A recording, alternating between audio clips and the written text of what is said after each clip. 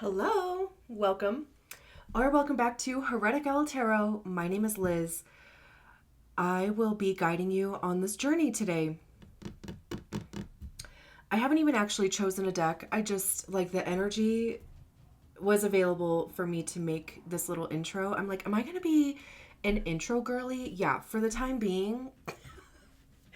At least for this series of readings, there is going to be an intro. I want to set intentions at the beginning, or at least share with you my intention that I always have for every single reading that I do, whether it's on YouTube or one-on-one personal readings. I am not psychic. I am not claiming to be. I do know these cards. And my intention is for the message to come through me, not from me. For your highest good, for my highest good.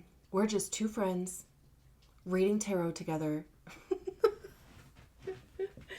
So anyway, I do also try to share the meaning of each card because you have your own intuition, and obviously you're the person that's involved in your own life, right? So I share the meaning of each card so that you can discern, you can listen to your own guidance around each card for sorry, I closed my eyes and all of a sudden I got lost.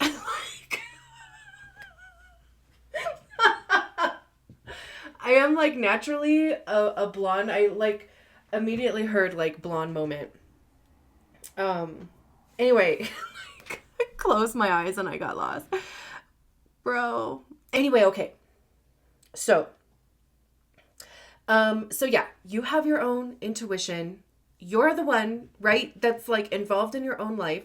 I want you to know the meanings of each card so that you can also receive your own message, right? Listen to yourself. The whole reason I even give tarot readings is for you to return to yourself, for you to listen to yourself, which is why I'm probably not telling you anything you don't know already, right? I'm more than likely confirming or affirming things for you.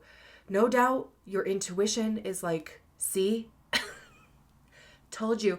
But also, I do think that is important. I think that's an important part because once you know for sure, right? Once you have that confirmation, it's that you can free up the energy for what's next. You have confirmation. Now what? Right? Now what? So I haven't even really chosen a deck yet. Did I say that?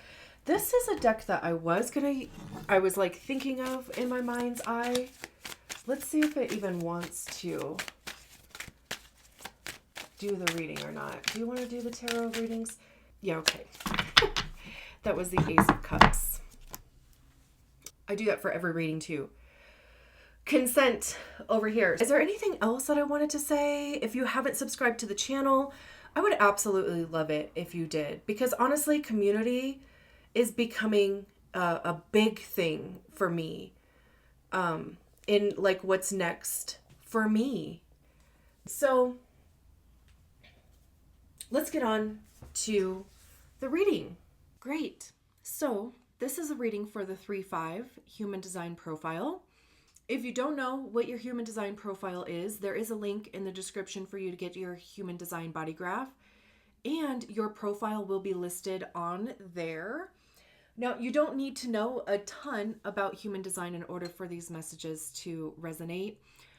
Really, I just intend for these to be an additional channel of information for you, because not every 3-5 is a Taurus or a Gemini, so definitely be sure to check out your zodiac sign readings. Those are all posted. But let's see what the cards have for you. What is the message for the 3-5? We have the Page of Swords,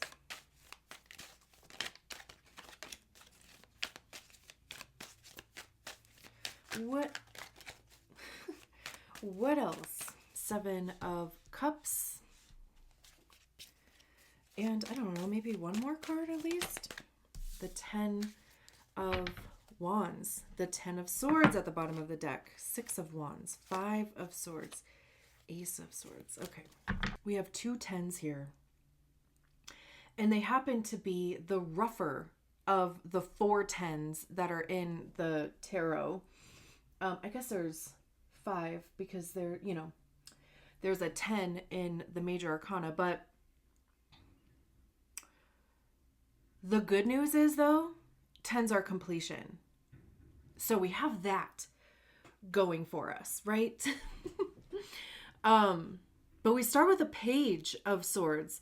So swords have to do with our mind, our thought process, belief system, our mindset, truth, honesty. How are we communicating? All those things. I also see swords as being the suit of our ego, because that's generally where we tend to hear our ego is in our minds.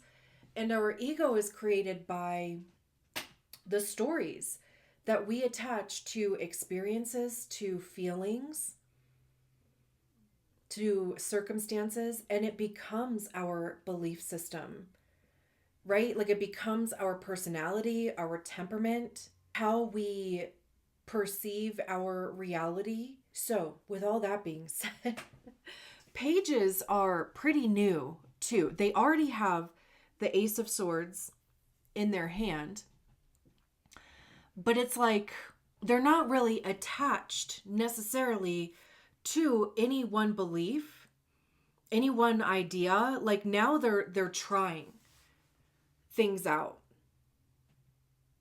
Is this belief true or not? Is this mindset helping me or not? Even the way that they're holding this sword here feels to me like they're ready to use it. But they're not in battle or anything. They're to me, this is a whole feeling that I'm getting from this card, is that they're kind of standing off in the distance, ready, but not necessarily engaging, right? So again, like all the things that have to do with swords. I mean, you could be researching things like, kind of getting information, because it also has to do with intellect and knowledge, researching different things. And I keep coming back to, in my head, like I keep coming back to what is true for you and how is your truth changing,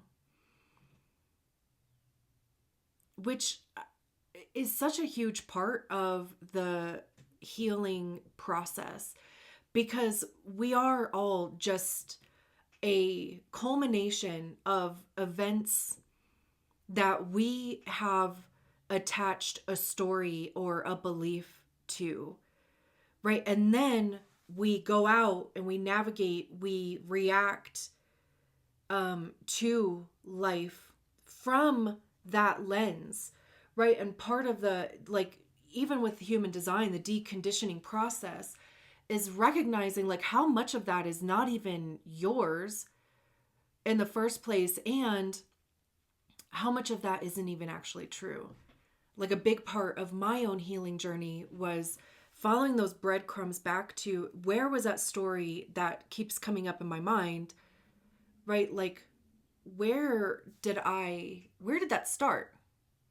Following that back and being the age that I am or the age that I was at the time, having the experience that I did, having the information, right? The knowledge, the whatever at the time, I can say, is that story actually true or not? Is that belief actually, like, do I actually believe that to be true of myself? Yes or no? Most of the time it was no.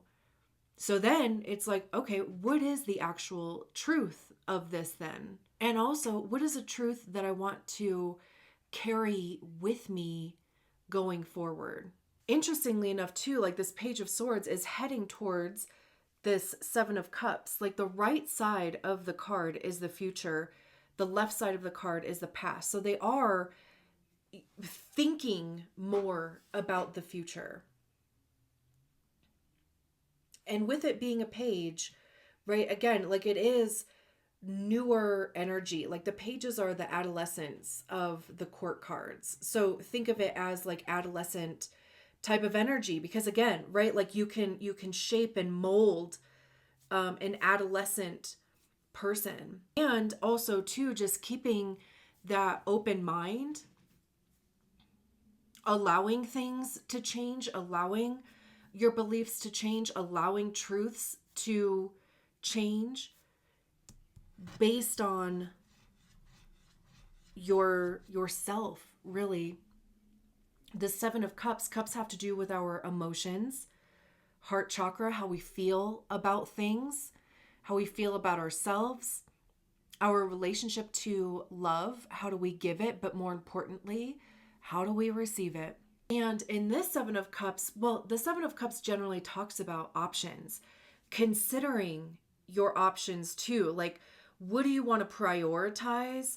Almost like that Marie Kondo thing of like what feels good and what doesn't. In this Seven of Cups, everything is very organized, right? Like everything has its place here. So with this Page of Swords, you could be going through, like organizing different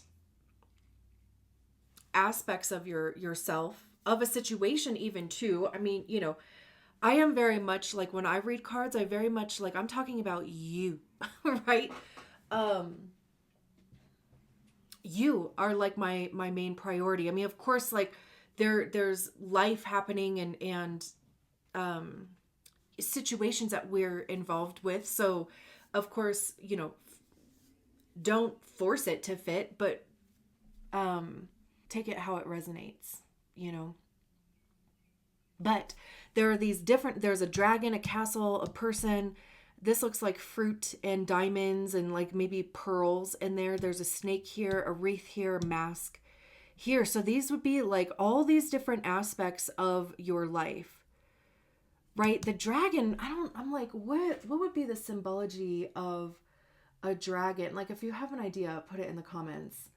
I don't have like my laptop here, so I can't like, I'm kind of thinking like protection, maybe like loyalty. Of course, the castle would be like your home life. The person would be, to me, either it could be relationships with other people or self-care. You know, fruit and jewels in here can be your money, your body, your health. There's actually a butterfly here, which I've never even seen that.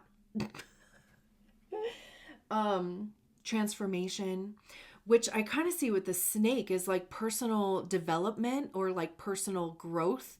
Because anytime I see a snake, I just immediately think shedding. And why do snakes shed? Usually to grow or to heal energy. What?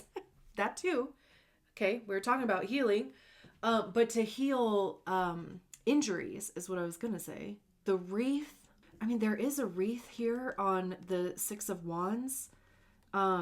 Your successes, your achievements, the mask could be, you know, I mean, the masks that we wear.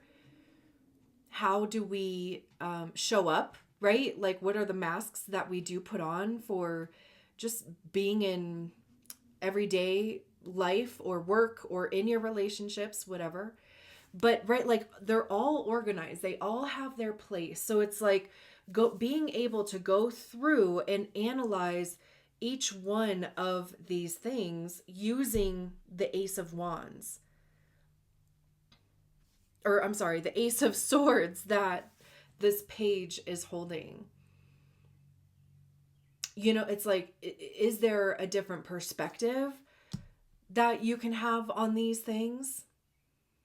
How much, you know, energy or attention are you giving those things? Because again, cups have to do with our emotions. What are the things that feel good?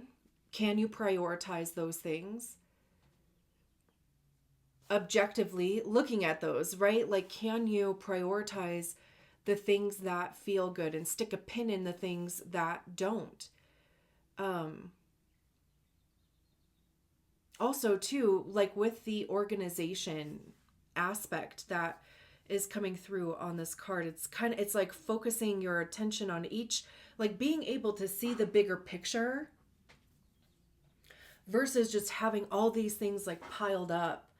And some things might get lost, some things might rot or just not get any attention at all because you can't see them because it's just in one big pile. The 10 of Wands is about a burden. Wands are about the actions that we take, the motivation behind the actions that we take, creativity, passion, how are you communicating those things? I also see Wands as being information by way of experience, because truly the only way to figure stuff out is by trying them, which is very like third line coded, because I always kind of give this example. Like, if somebody tells you a pot is hot, you're like, okay, but like, what is hot to you? Like, it may not be the same as what is hot to me. And you touch the pot and you're like, oh shit, that was hot. But now you know what hot is. Like, oh, that's that's hot in relation to a boiling pot of water on the stove or whatever, right? But it's information, and you have to try it. Like, nobody can really tell you how an experience is going to go or whatever. Like, you have to try it yourself in order to figure out what works and what doesn't. And then you can be the person to share with somebody else, oh no, that pot is hot. And by hot, this is what I mean. Right? And they would be like, oh shit, yeah, no, that is hot. I don't need to touch that then. And I see these 10 wands as being like life experience or skills, wisdom, knowledge that you've picked up along the way. And that can feel like a burden, especially too, because that third line has the trial and error thing. There is no trial without the error. I couldn't get it out of my mouth. So it's kind of like, how do mistakes live in your mind with the Page of Swords? What are the stories that you are attaching to perceived mistakes or failures or fuck ups or whatever, right? And how are you carrying those things around with you? Are you carrying them around like they are a burden? Or like, can you file them away instead of carrying them? Put it down.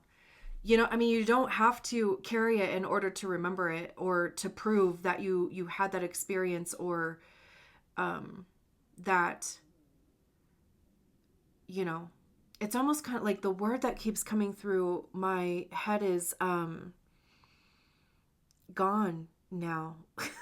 I feel like it starts with a D. Oh my God, it was there. And then I said something else and then it left. Okay, well, if it comes back, I'll just blurt it out. Again, though, 10s are a completion. So there is some level of ending here. You can decide to let go of some of these wands and not carry them around with you. It's interesting. I feel like this person, and this person could all be the same, just based on the illustration on these cards, which, like I said, right? I mean, when I do these readings, I think I said that in this reading, right? Like, I am specifically talking about you more so than I am talking about other people. You also have that fifth line on the design side, which is the projection line. So, like, depending on how these mistakes went, like, people could project onto you and make you feel bad. Part of that projection is being burned at the stake if you don't live up to somebody's expectation that they never shared with you anyway, and probably didn't even know that they had, and also is just a reflection of themselves, you know? But it's hard. It's hard to take that on. The Ten of Swords at the bottom of the deck. Six of Wands, Five of Swords. It's interesting that the Ten of Swords would be with this Page of Swords, because this is a progression here, even though, I mean, this is a clarifying card to the Page of Swords, but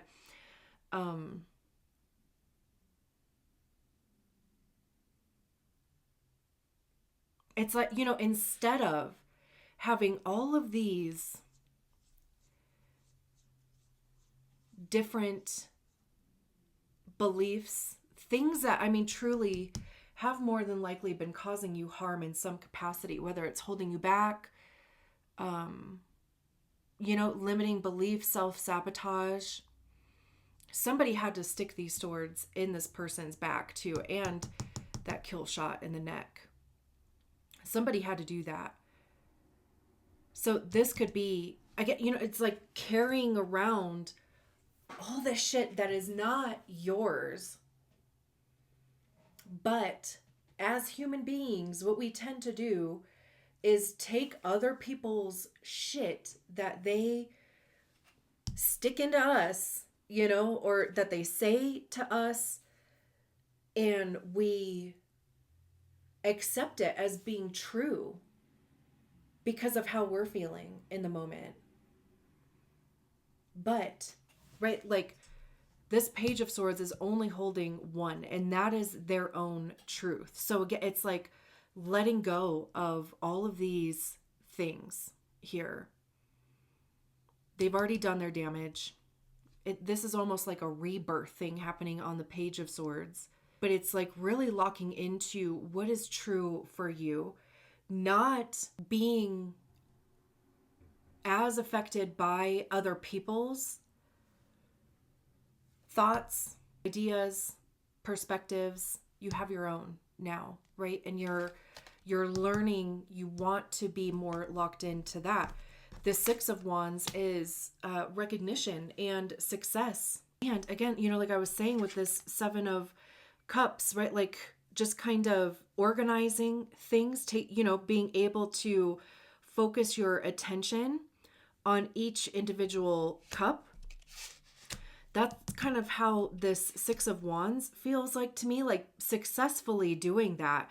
And again, like I think I said, getting your ducks in a row. This would be ducks in a row. And even too, you know, I said over here with this Ten of Wands, letting some of those wands go. Now there's only 6, which is more manageable than 10. And they're like the 6 best ones, right? The Five of Swords with the 10 of Wands. This is a battle of wits card. Fives are also transitionary energies. They're nothing to like pitch a tent and get stuck in. There's one figure here that's holding 3 swords. These 2 people back here seem to be, you know, defeated or not very happy. There's 2 swords on the ground. This is really, it's like you against yourself type of thing. This is also like using cutting language or words. And this could also even be like your attachment to whatever the story is in this Ten of Wands. Not wanting to let go. This could also even be, you know, like feeling like you have to protect yourself, but also, even like I was saying over here with this Ten of Swords, like this could be not giving attention to the people, and they would definitely play the victim too. Like if you matched energy with these people, they would play the victim because they know they're wrong. And also they can't even take what they give out. Right? But at the same time, it also shows you who shouldn't be given access to your thoughts, who shouldn't be given access to your perception. You shouldn't be basing your beliefs, your ideas, your truth on people like that. So, I mean, like, there could be people who would be leaving your life, but also they're toxic and they shouldn't be given access to you anyway. The Ace of Swords at the bottom of the deck now, which again, right, the Page of Swords is holding this Ace of Swords. It almost feels like freedom, being like clear-headed. Aces are new, you know, so it's a new idea, a new perspective. Discovering a truth, honoring a truth. We have the Lover's card behind it. Making the right connections.